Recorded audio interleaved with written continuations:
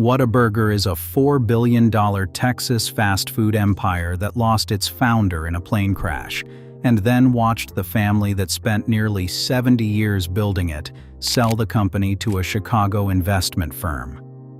That sale split Texas in half emotionally, and the wound still hasn't fully closed. Whataburger inspires an almost irrational level of loyalty. People tattoo the logo on their bodies, governors campaign around it, and NFL players have publicly offered to buy it back when they thought it was in danger. Behind the orange and white stripes and the honey butter chicken biscuits, though, there is a family story most people have never heard. One that involves a wildcatter's dream, a widow who refused to surrender, a son who rescued the company from itself, and a sale that millions of Texans experienced as a personal loss. It starts in the 1940s with one of the most restless men in American business history. Harmon Archibald Dobson came into the world on October 8, 1913, in Wayne, Oklahoma. He grew up on a cattle farm in Cushman, Arkansas, and never once gave any indication that hamburgers were his destiny. Texas Monthly magazine described him as a sometime bush pilot, diamond courier, and automobile dealer, and that barely scratches the surface. Before turning 37, Dobson worked as an ironworker, built wartime ships in New York, helped construct a naval base in what is now Eritrea, and completed a mess hall project in Bahrain. Sitting still was not something he could do. He wrote in his journal on January 1, 1950, that he thought it would be an eventful year for him. That line turned out to be one of the great understatements in American business history. 14 days later, he sold his used car dealership in Arkansas and drove to Texas, hoping to strike oil as a wildcatter. The oil did not cooperate, which meant he needed a new plan. Hamburgers became that plan. August 8, 1950 marked the opening of the first Whataburger at 2609 Ayers Street in Corpus Christi, Texas, directly across from Del Mar College. Dobson and his partner Paul Burton were selling a concept that was genuinely radical for the era. A standard fast food burger in 1950 consisted of a 2-ounce patty on a 2.5-inch bun, but Dobson's version featured a quarter-pound patty on a 5-inch bun, more than double the competition in every dimension. The price was 25 cents, steep for the time. The idea was simple: build a burger so big it takes 2 hands to hold, and so good that when you bite into it you say, "What a burger." $50 came through the register on day 1.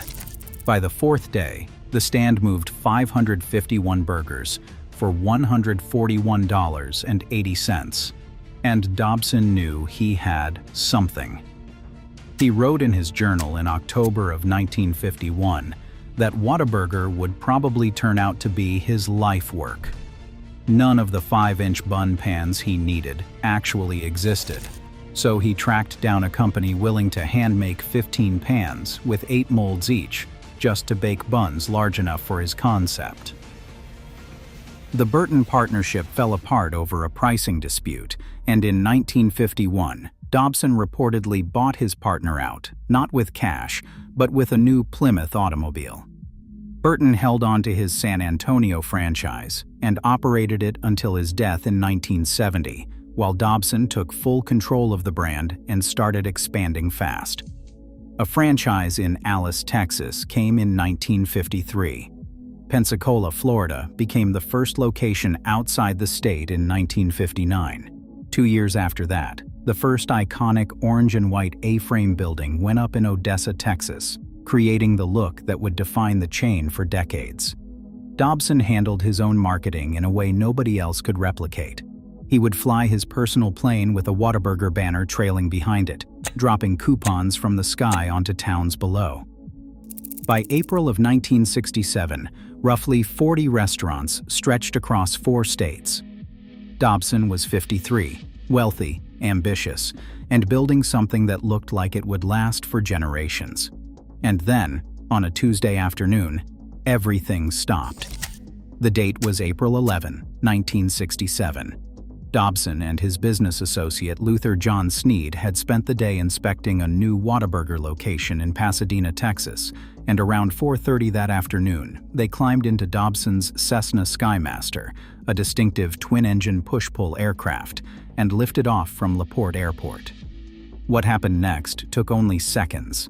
The plane entered an excessively steep climb, stalled aerodynamically at roughly 75 to 100 feet, and plummeted straight to the ground. Both men died instantly. The NTSB classified the cause as a stall. Harmon Dobson was 53 years old. He left behind his wife, Grace, a son, Tom, who was around 17, a daughter, Lynn, who was about 11, and a son, Hugh, who was roughly 10. 40 restaurants. A dead founder. A widow with 3 children and 0 business experience. Every advisor, every banker, every franchisee with an opinion delivered the same message to Grace Dobson: sell. She refused. Understanding what Grace Dobson accomplished requires knowing who she was before Whataburger ever entered her life. Grace Williamson had already been widowed once, losing her first husband and becoming a young single mother, raising Tom on her own in Arkansas. She rented a home in Batesville, owned by Harmon's brother Coy, and Coy actively discouraged her from dating Harmon, thinking his brother too unsettled, too much of a gallivanter. That changed in February of 1955, when Coy died suddenly, and Harmon and Grace turned to each other in shared grief. She visited Corpus Christi shortly after. Their first date took place at the original Whataburger, and they married on March 11, 1955.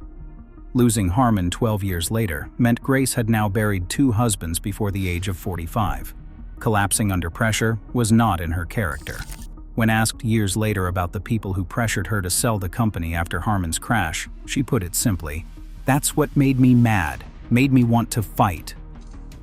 Grace took over as chairwoman of the board and hired professional managers to run day-to-day operations. She never pretended to be a restaurant expert.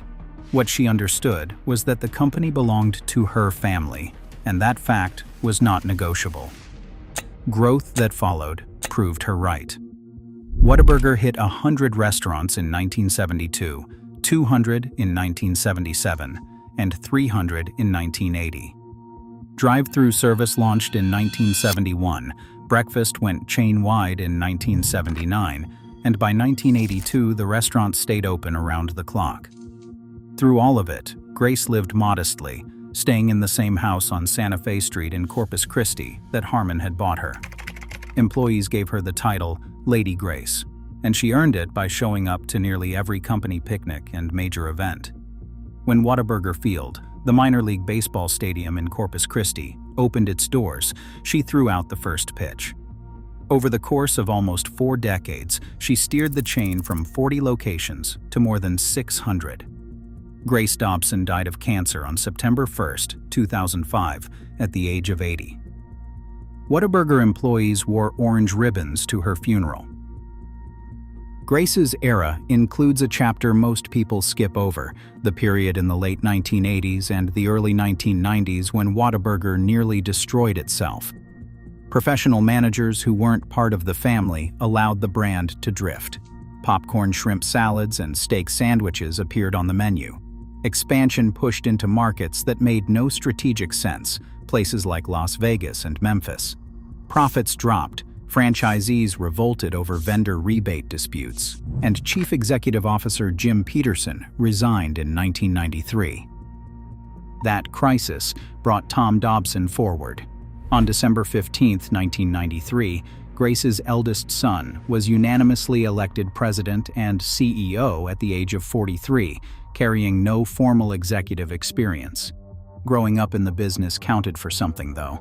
Tom had started as a kid making root beer in the restaurants alongside Harmon, and he understood the brand's identity in a way the outside managers never grasped. His strategy amounted to subtraction. He cut the menu items that didn't belong, refocused everything on the core product, and rebuilt fractured relationships with franchisees. System-wide sales stood at $366 million when he took over, climbed to $527 million by 1999, and crossed the billion-dollar mark for the first time in 2007. By the time Tom stepped back from the CEO role, more than 700 locations carried the Whataburger name. The boy who lost his adoptive father at 17, raised by a widow who ran a burger empire out of stubbornness and love, had pulled the family business back from the edge.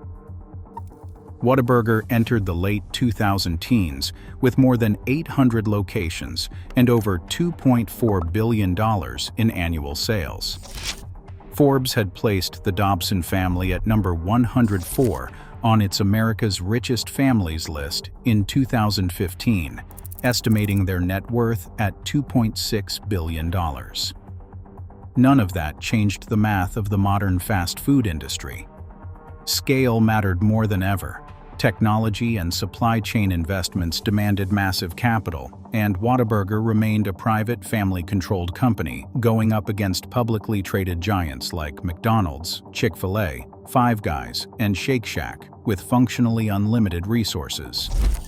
Whataburger confirmed on May 16, 2019, that it had hired Morgan Stanley to explore a sale. Less than a month later, on June 14, 2019, the announcement landed. The Dobson family was selling a majority stake to BDT Capital Partners, a Chicago-based merchant bank founded by Byron Trott, the man Warren Buffett once called the rare investment banker who puts himself in his client's shoes.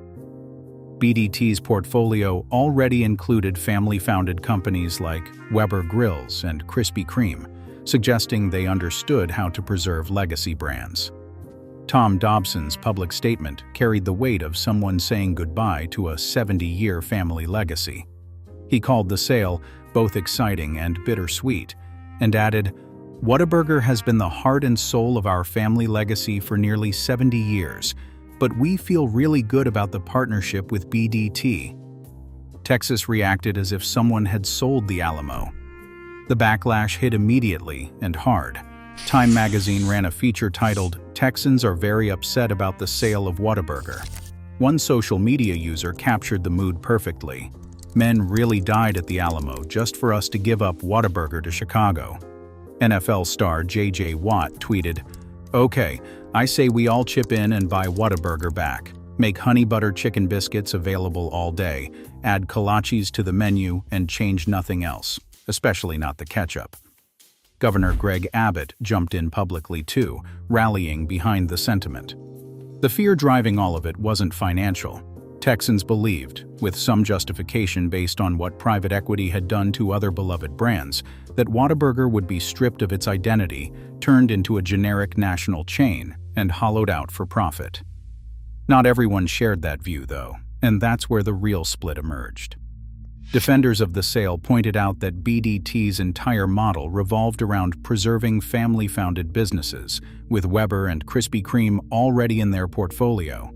The Dobson family chose this buyer specifically because they believed the culture would survive. A minority stake and board seats stayed with the family, and the headquarters remained in San Antonio, not Chicago as millions assumed. For this camp, the sale wasn't betrayal. It represented the only realistic path to keeping Whataburger competitive in a consolidating industry. The divide wasn't just between fans and the corporation. It ran between two competing definitions of what loyalty to a brand actually means. One misconception poured fuel on the outrage. Many Texans believed the headquarters was moving to Chicago, but the truth was that Whataburger had relocated from Corpus Christi to San Antonio back in 2008, a full decade before BDT entered the picture. Financial terms of the deal never became public. Reuters reported the company could garner more than $6 billion based on an anonymous source, but no confirmed number exists. The financial results since the sale paint a clear picture of aggressive growth. In 5 years under BDT, sales jumped from $2.4 billion to $4.1 billion. Locations grew from 828 to nearly 1,200. System-wide sales climbed to $3.3 billion in 2022, then $3.78 billion in 2023. and passed $4.12 billion in 2024, representing a 9.4% year-over-year jump that dwarfed the burger category average of 1.4%. Average unit volume pushed above $4 million, placing Whataburger second only to In-N-Out among burger chains and ahead of McDonald's. North Carolina became the 17th state in May 2025.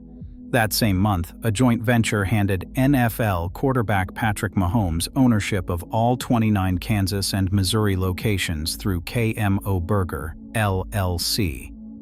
BDT later merged with Michael Dell's MSD Partners in January 2023, forming BDT and MSD Partners, a $70 billion wealth advisory empire managing assets for some of America's wealthiest families. The quality debate, though, has only grown louder. A December 2024 Washington Post feature titled, "What Happened to Whataburger?" attracted over 1,000 divided comments. One viral TikTok from a Fort Worth customer declared, "Don't go to Whataburger anymore. Ever since they got bought out, it's been trash." Complaints kept circling around the same issues: longer wait times, incorrect orders, and a perceived drop in food quality, especially at newer locations outside Texas. Whataburger maintains that no recipes or sourcing changed after the sale. Former CEO Ed Nelson addressed the criticism head-on, telling reporters, "I've seen the Reddit comments. I've seen what people are saying online." An operating manager at the flagship Corpus Christi location offered a blunter take. "Nothing ever changed. Our food was the same." 8 locations in Tennessee, Alabama, and Georgia closed quietly in late 2025, all in relatively new markets. The company attributed those closures to standard business reviews, but critics treated them as proof that rapid expansion into unfamiliar territory was beginning to buckle. Nelson retired as CEO at the end of 2024. Debbie Stroud replaced him on January 1, 2025, bringing 27 years at McDonald's and a stint as SVP of U.S. retail operations at Starbucks.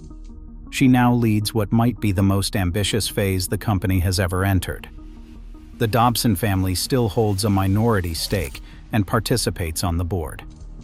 Tom Dobson's office reportedly sits right next to Whataburger's San Antonio headquarters, and Ed Nelson once noted that he could see the family's office from his own, saying he felt the weight of the family legacy every time he looks out the window.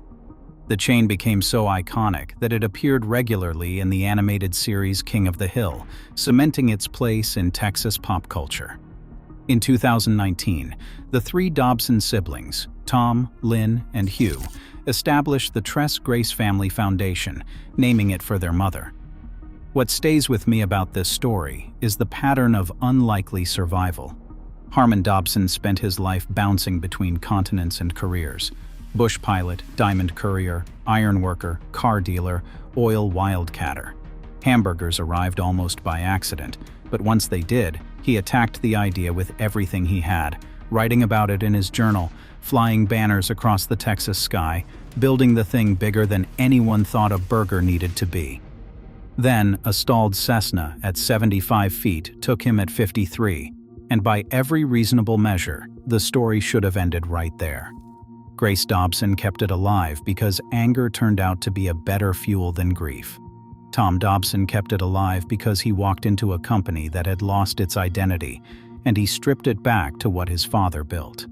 For nearly 70 years, this family treated a fast food chain like something worth protecting. And then they let it go. Not because the love ran out, but because the industry they helped create had outgrown what a single family could carry alone. Whether Whataburger still feels like the same company now, whether a $4 billion chain with nearly 1,200 locations across 17 states can hold on to whatever made a little burger stand on Ayers Street in Corpus Christi special, that is the open question the Dobson family left for the rest of us. Harmon Dobson wrote in 1951 that Whataburger would probably turn out to be his life's work. He was right about that. He just could not have known it would become his family's life work too.